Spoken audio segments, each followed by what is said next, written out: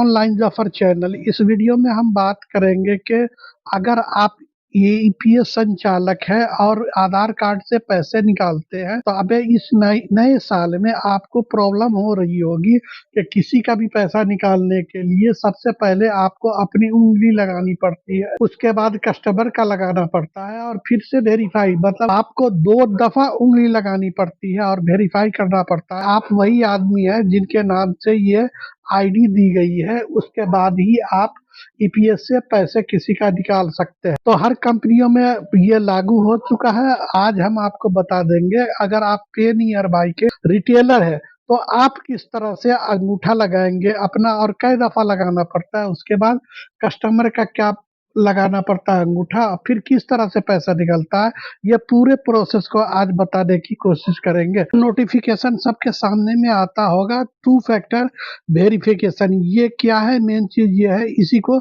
Describe करेंगे। इससे पहले अगर आप हमारी चैनल पे पहली दफा आए हैं तो चैनल को सब्सक्राइब कर लीजिए, लाइक के बटन को अगर पसंद आए तो दबाना और शेयर भी करना जिनको ये प्रॉब्लम फेस हो रहा है और उनका समाधान हो। और आकर कुछ न समझ में आए तो कमेंट बॉक्स खुला हुआ है, वहाँ पे आप कमेंट भी लिखेंगे।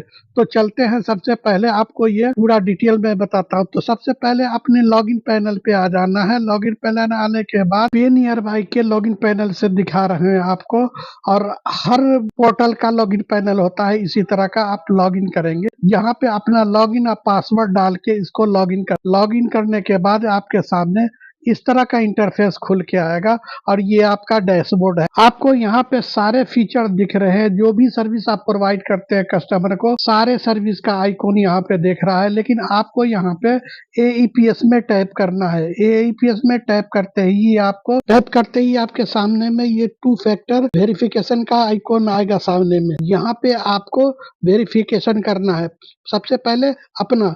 तो अपना वेरीफाई करने के लिए वेरीफाई नाउ को टाइप करेंगे। वेरीफाई को टाइप करने के बाद आपके सामने इस तरह का इंटरफेस खुल के आ जाएगा और आपके डिवाइस में जो भी डिवाइस अटैच है फिंगरप्रिंट वाली, या कंप्यूटर में चला रहे हैं या मोबाइल में चला रहे हैं, जहाँ भी आप यूज कर रहे हैं, तो सारे डिवाइस के आइकॉन इस तरह से बन के चले आएंगे। इसमें से जो डिवाइस आपने लगाया है उसको सेलेक्ट करेंगे, बाद स्कैन करेंगे तो आपके सामने में इस तरह का इंटरफेस खोल के आएगा।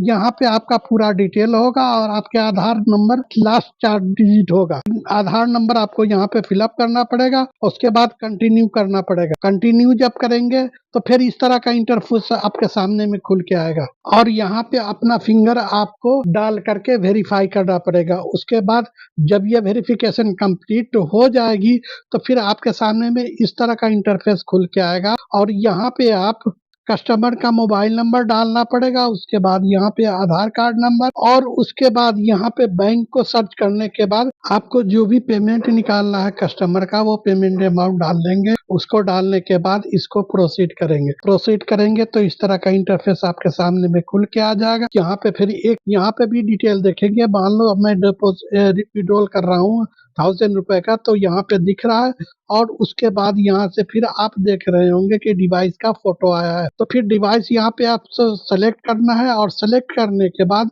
स्कैन करना है।